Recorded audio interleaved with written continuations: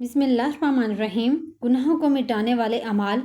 آج ہم ان بے حد طاقتور اور حیران کن اعمال کا ذکر کریں گے، ایسے اعمال جو آپ کو گناہوں سے پاک کر سکتے ہیں، آپ کے دل کو صاف کر سکتے ہیں اور آپ کی زندگی کو بدل سکتے ہیں۔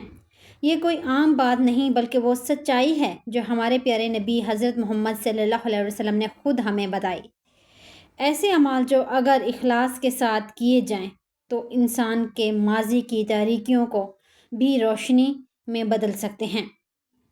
ذرا سوچئے، اگر چند سچے اعمال کے ذریعے آپ اپنے گناہوں سے پاک ہو سکتے ہیں تو کیا آپ انہیں اپنی زندگی کا حصہ نہیں بنائیں گے؟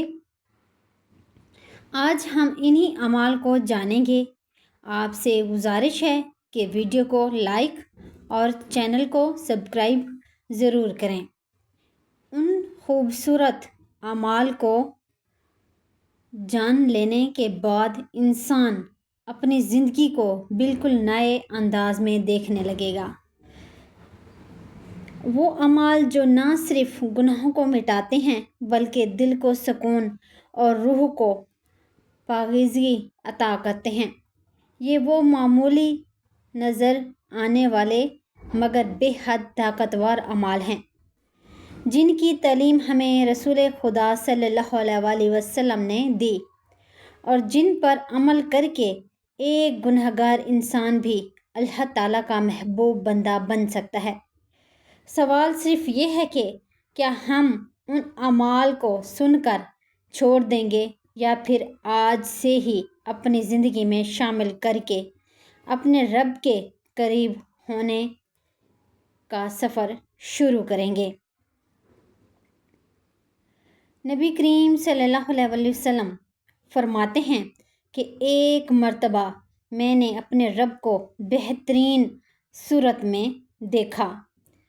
یہ ایک خواب تھا جس میں اللہ تعالیٰ نے مجھ سے کلام فرمایا۔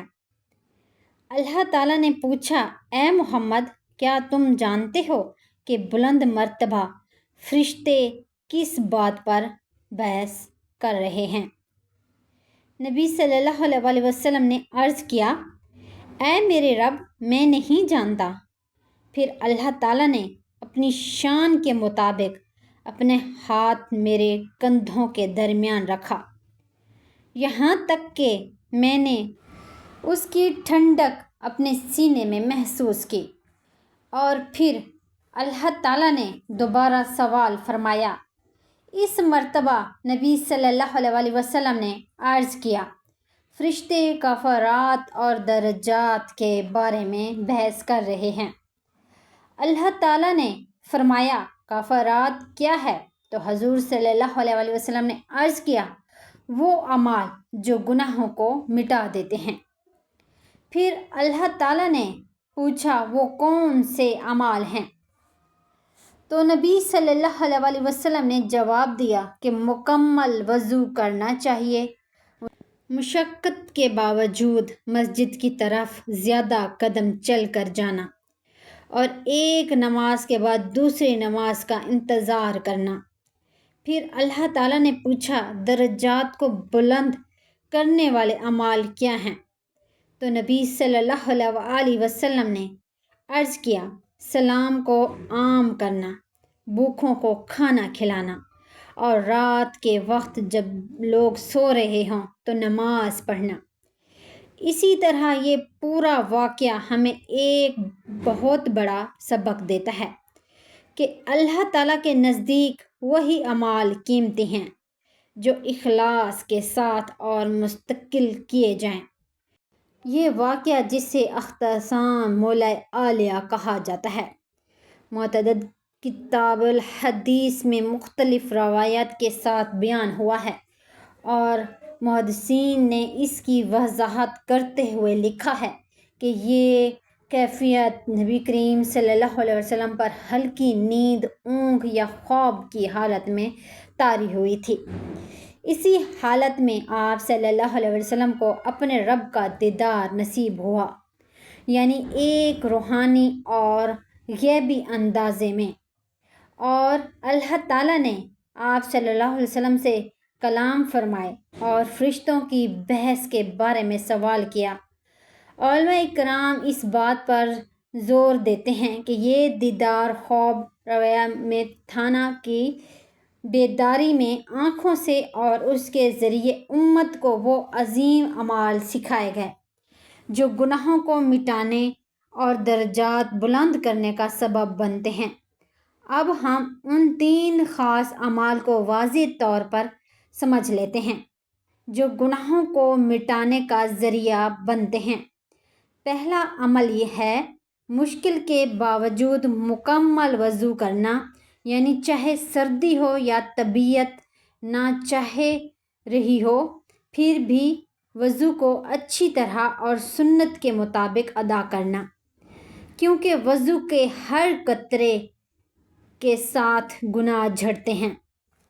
دوسرا عمل ہے مسجد کی طرف زیادہ قدم چل کر جانا، یعنی نماز کے لیے جتنا زیادہ چلیں گے ہر قدم کے بدلے گناہ معاف ہوں گے اور درجات بلند ہوں گے۔